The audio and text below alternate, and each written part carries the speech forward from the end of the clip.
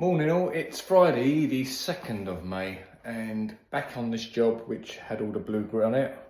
Last room of the job, I've done the whole house. There is videos on that if you want to see the blue grit job. But today and probably bank holiday Monday I'll be back in here. Bank holiday Monday! I'll be back in this room to finish. So let me just spin you around and show you the task.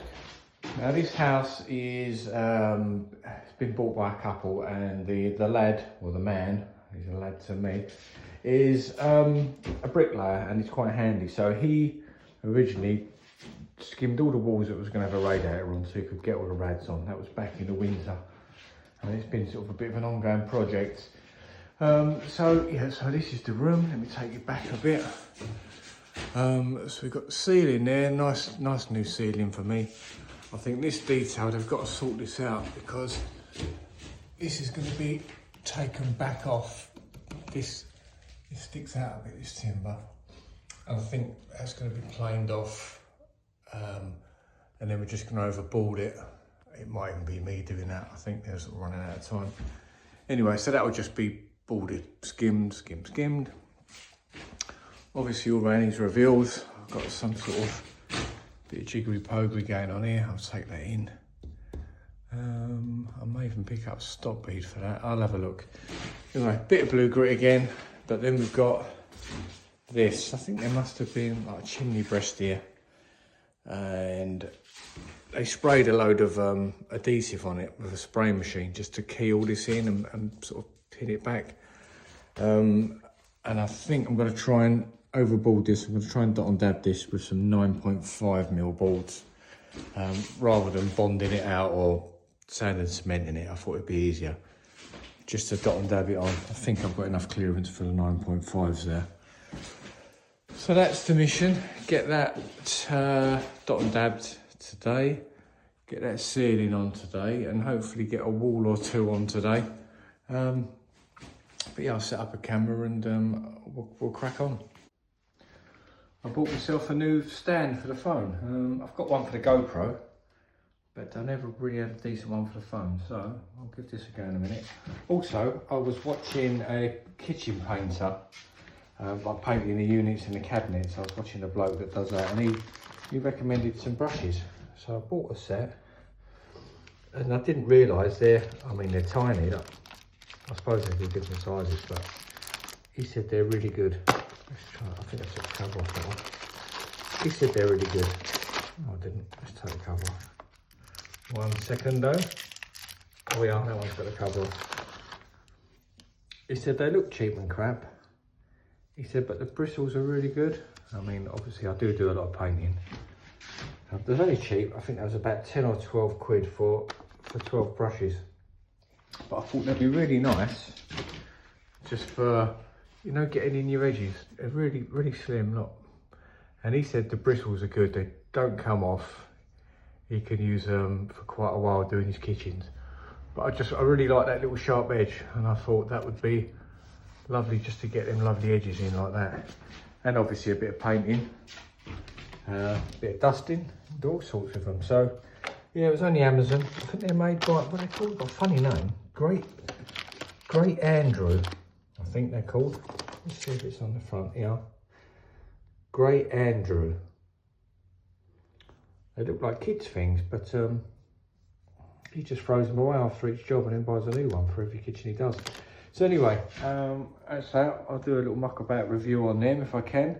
But I just thought it'd be nice to get in for the plastering, because some of the ones you get out of the shops, like the Wicks and, you know, the paint shops, the brushes are a little bit sort of fatter on the end. But I thought that was quite slim. I mean, you can see that. That's my thumb. So they're quite slim. I just thought they'd be perfect for these little getting in, you know, when you're plastering and brushing crap out. Anyway, let's get on. That's a bit of luck. That, from there to there, is 900, so I haven't even got to cut that board. I put a bit of board on the floor just to raise this board up when it's on the wall. Don't really want it touching the floor. Although this is a wooden floor, I'd still not rather have it touching the floor at all really, so We just put a little bit of board on the floor, so when we set it, we're off the ground, just so no moisture can come up, if it ever did. I doubt it ever would on a wooden floor, but it's just a good practice to get into, really. Obviously, that'll have a bit of adhesive on the back, and yeah, that should be perfect actually, because that wall there, it's got a great big belly in it, so we can come out a bit if we need to.